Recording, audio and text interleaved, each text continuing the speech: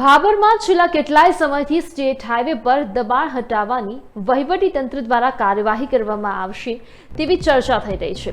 એક માસથી નગરપાલિકા દ્વારા 2 વખત નોટિસ આપીને દબાણકર્તાઓને જાણ કરવામાં આવી હતી। સંજોગો વસાત દબાણ હટાવવાની કામગીરી મોકૂફ રાખવામાં આવી તો આજે દબાણ હટાવવા વહીવટી તંત્રએ હાઈવેના મધ્યથી 24 મીટર સુધીના કાચા પાકા દબાણ હટાવવાની કાર્યવાહી હાથ ધરી છે।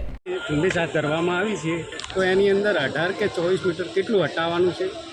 આજરોજ માનનીય મદદનીશ કલેક્ટર સાહેબ સુઈગામના માર્ગદર્શન નીચે ભાભર ગાય સર્કલથી માંડી અને બસ સ્ટેન્ડ સુધી દિયોદરના રોડ સુધીમાં જે નગર માર્ગ અને મકાન રાજ્ય અને નગરપાલિકા વિસ્તારની હદમાં જે બિનઅધિકૃત દબાણો અગર લારી ગલ્લા અગર બિનઅધિકૃત માણસો જે બેઠેલા છે એ લોકોને દૂર કરવાનું એક અભિયાન માનનીય મદદનીશ કલેક્ટર સાહેબની સૂચનાથી આજે આયોજન કરવામાં આવેલું છે, જેના ભાગરૂપે પ્રથમ તબક્કે 18 મીટરમાં આવતા તમામ દબાણો ફરજિયાત દૂર કરવાના થાય છે, જ્યારે 18 થી 24 મીટરમાં માનનીય મદદનીશ કલેક્ટર સાહેબના માર્ગદર્શન મુજબ દબાણો દૂર કરવાના થાય છે।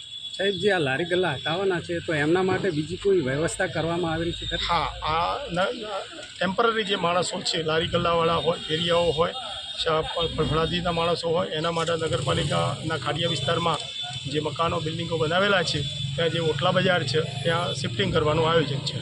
કેટલા સમયમાં રોડની કામગીરી શરૂ કરવામાં આવશે? રોડનું મારી જાણકારી મુજબ હમણાં જ મેં એના જે એસઓ જોડે ચર્ચા કરી તો એમનું એવું કહેવું છે કે આનું રીટેન્ડરિંગની કામગીરી ચાલુમાં છે। ટેન્ડર હજી સેન્કશન થયું નથી, રીટેન્ડરિંગ સેન્કશન થઈ જશે એટલે તરત જ આનું કામ હાથ ઉપર લેવાનું છે।